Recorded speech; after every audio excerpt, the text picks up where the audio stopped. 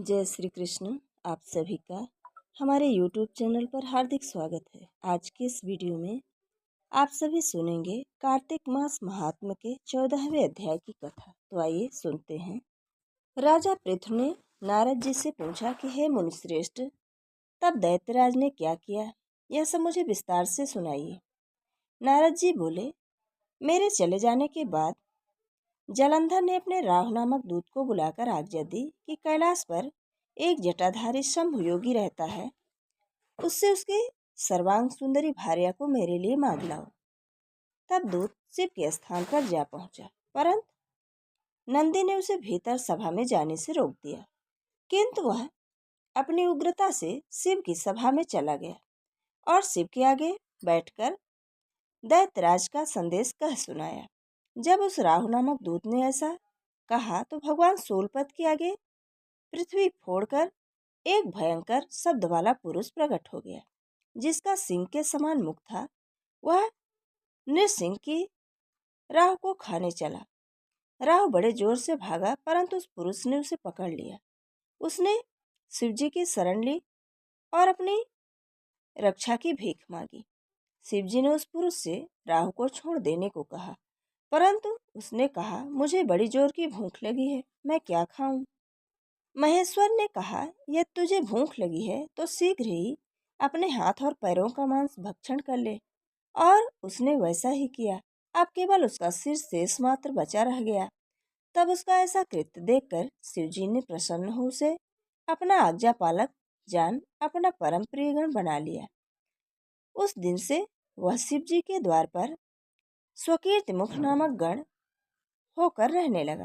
राजा पृथु ने कहा कि हे नारद जी, ये तो आपने भगवान शिव की बड़ी विचित्र कथा सुनाई है।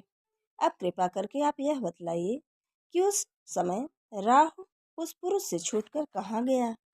नारद जी बोले, उससे छूटने पर वह दूत बर्बर नाम से विख्यात हो गया और अपना नया जन्म पाकर वह धीरे धीरे जलंधर के पास गया। वहां जाकर उसने शंकर की सब चेष्टा कही।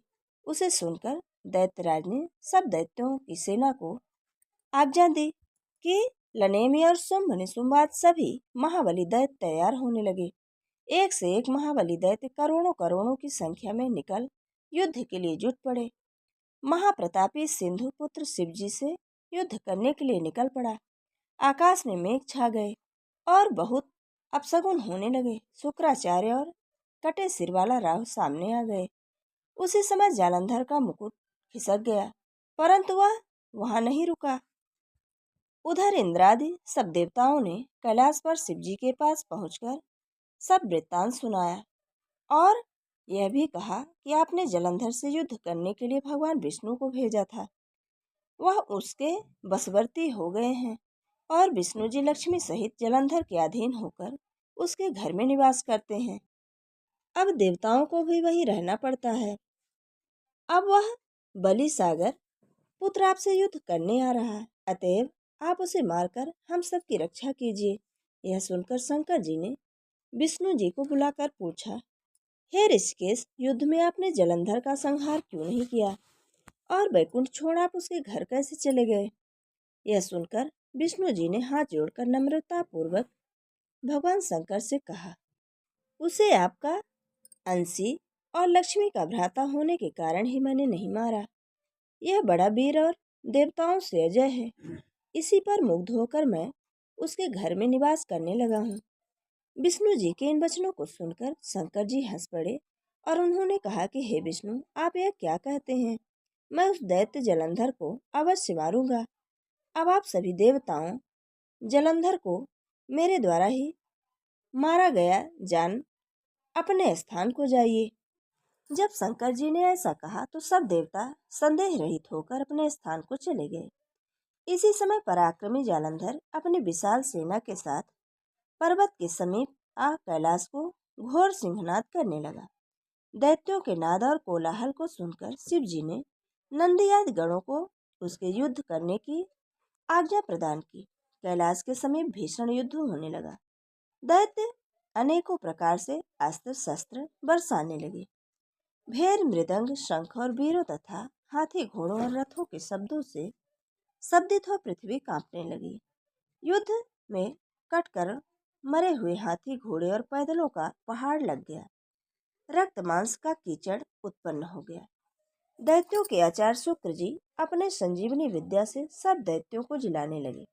यह देखकर शिव जी के गण व्याकुल हो गए और उनके पास जाकर सारा वृत्तांत सुनाया।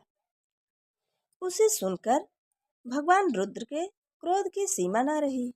फिर तो उस समय उनके मुख से एक बड़ी भयंकर कृत्या उत्पन्न हुई, जिसकी दोनों जंघाएं ताल वृक्ष के समान थी।